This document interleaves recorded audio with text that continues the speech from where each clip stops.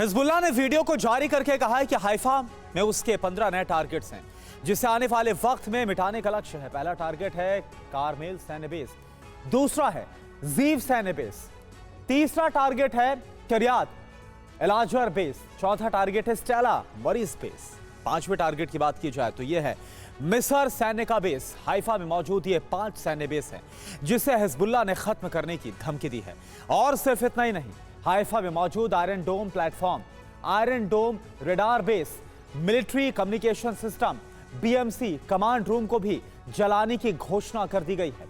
Haifa में मौजूद Israel की ऑयल रिफाइनरी, माउंट कार्मेल का tunnel, किरियात Nahum industrial zone, Haifa university, यहां तक कि ग्रैंड कैनियन मॉल और नई जियोर अस्पताल को भी हिजबुल्लाह ने तबाह करने की रणनीति तैयार करी ली।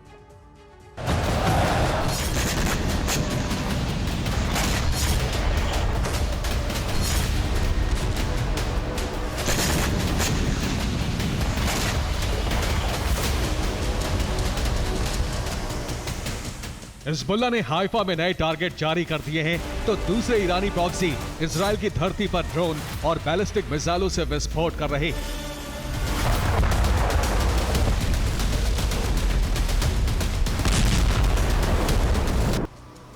इराक के इस्लामिक रेजिस्टेंस ने इजराइल के इलाक में दर्जनों ड्रोन दागे। इलाक में ही हूती ने बैलिस्टिक मिसाइलों से हमला किया।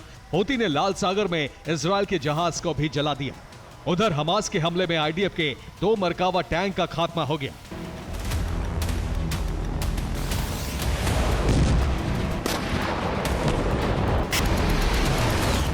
इजराइल के लिए सबसे बड़ा संकट यह है कि लगातार 3 दिनों से उसका एयर डिफेंस सिस्टम नाकाम हो रहा है।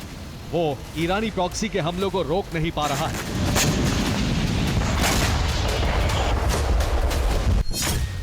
आयरन डोम हमले को विफल नहीं कर पा रहा है, लिहाजा ईरानी प्रॉक्सी इजरायली शहरों को दहलाने में सफल हो रहे हैं। हमलों को रोकने के लिए आयरन डोम ना तो मिसाइलें फायर कर रहा है और ना ही सायरन बजा रहा है। यही वजह है कि पहली बार इजरायल के 1 दर्जन शहर विनाश की आग में बुरी तरह से जल रहे हैं।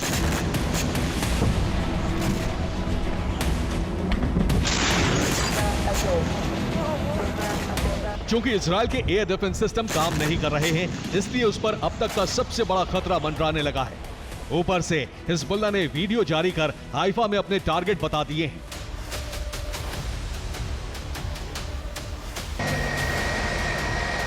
इस खतरे से निपटने के लिए इजरायली सेना ने रेड अलर्ट जारी कर दिया है।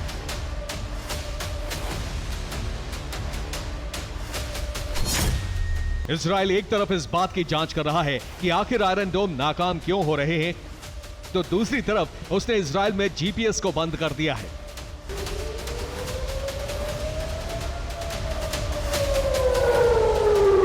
इजरायल ने जीपीएस को इसलिए बंद किया है ताकि ईरानी प्रॉक्सी के मिसाइल, रॉकेट और ड्रोन रास्ता भटक जाएं और इजरायल के अंदर उनका हमला सफल ना हो सके। इजरायल ईरानी प्रॉक्सी के हमलों से खुद को बचाने की कोशिश तो कर रहा है, लेकिन सच ये है कि अगर इजरायल के आयरन डोम इसी तरह से नाकाम होते रहे तो इजरायल में ऐसा जलजला आएगा जिसकी कल्पना किसी ने नहीं की होगी। Bureau report, TV9, Bharatvarsh.